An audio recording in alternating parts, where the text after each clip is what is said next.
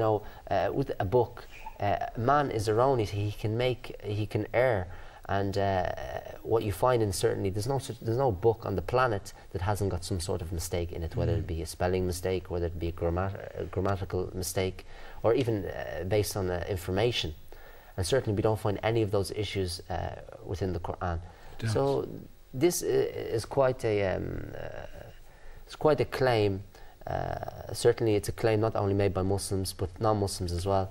This is actually an amazing book, beyond amazing to the point that it's actually a miracle, and it's impossible for a man in the 7th century to come up with even a verse like it, never mind a whole book about it, that not only talks about creation, like we mentioned, scientific miracles, but also stories which happened in the past. Yeah, anecdotes of the previous people, previous prophets, and it gives a code of life, and that's a law which is comprehensive, which deals with economics and social life and so on.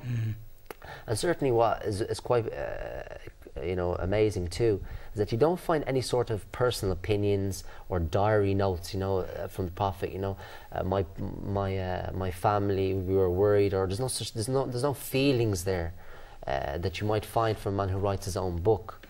It's quite unique. The style is unique also. It's like oratory rather than written.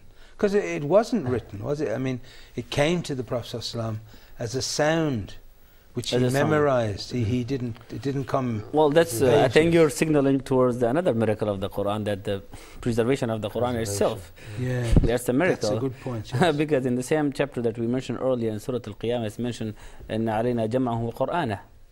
We are going to gather this Quran, and we are, you know, Allah subhanahu wa ta'ala took the responsibility of, you know, securing and preserving this Quran. For example, look, 1400 plus years, people are trying from time to time to, you know, to condemn and criticize the Quran, or to trying to, you know, bring some changes. They've even printed some dodgy Qurans, you know, gone to great expense and trouble, but it's always found out. Yeah, but they cannot. Let's say that, you know, if someone burned the entire Qurans on the earth, you know, there is no Quran, zero Quran on the earth.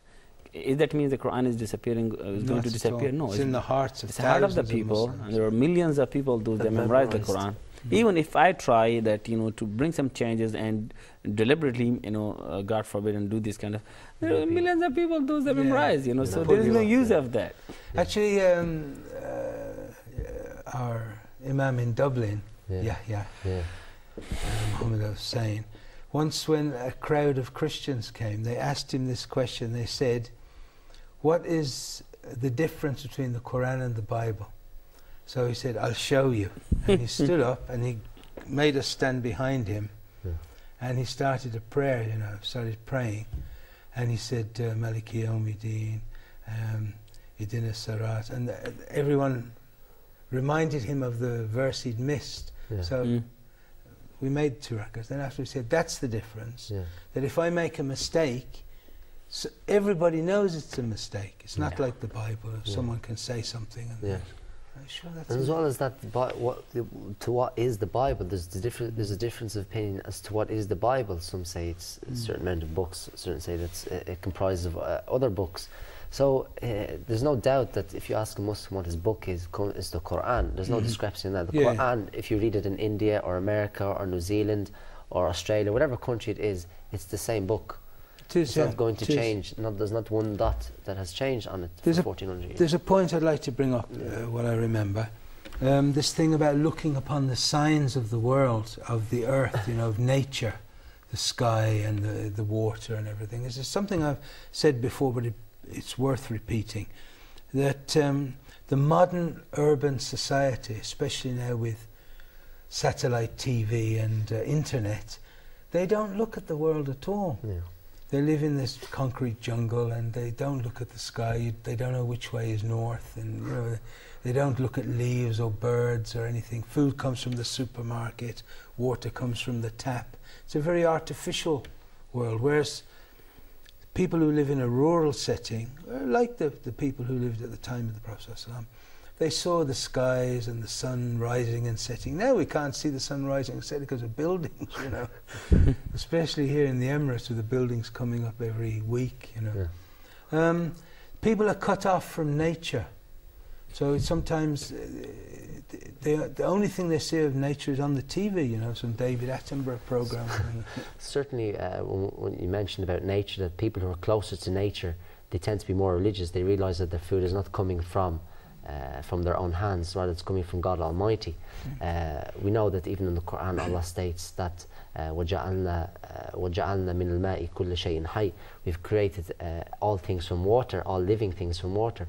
And if we look at science, and we can see some of the evidence from science books, that cytoplasm, the basic cell, is 80% of water. So the signs are numerous, and we can talk at length about it. Unfortunately, the time, I think, is against us. But it gives some people a taste of what is there, and it's food for thought, really. And it's nice to have a program like this that we can talk about some of these signs. And certainly now at the moment, science has become a big issue, and people are starting to look into science as being, you know, the truth, the whole truth. So let us talk about science, and let's bring the evidence, and let's see who's truthful. Inshallah. That's good. Inshallah. Well, unfortunately, brothers, we've come to the end of the program. Thanks very much for all your research and all the nice things you've said on this subject. We thank you also, dear viewers, for watching, and we hope, inshallah, you'll join us the same time next week. From Abdul, Malik and Youcef Sai and myself, Uthman Barry, Assalamualaikum wa rahmatullahi wa barakatuh.